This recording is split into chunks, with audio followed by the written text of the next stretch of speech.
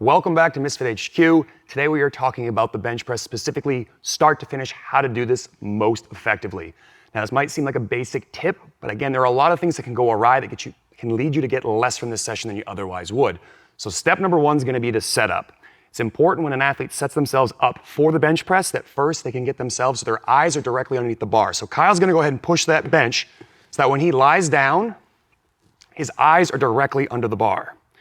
Again, the reason this is important is that as Kyle pushes that bench press off his chest and it gets heavier, one of the things that tends to happen is the barbell goes back towards his face, and we don't want to run into the J cup. Second thing is points of contact. We want to make sure we can create tension when we're bench pressing. So some of the things we're going to look for is that we have 5 points of contact.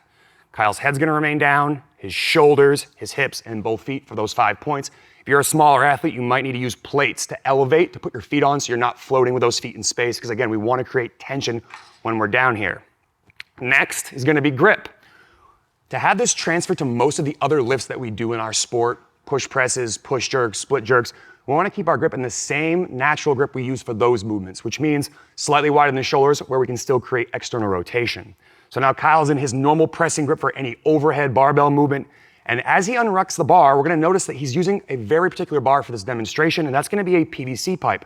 The reason being is as Kyle unracks the bar, he wants to make sure he can create tension through his shoulders, so he effectively tries to bend the barbell, which won't happen with a metal bar, but for dramatic purposes, the PVC pipe, you can see there's a gentle arch in the bar.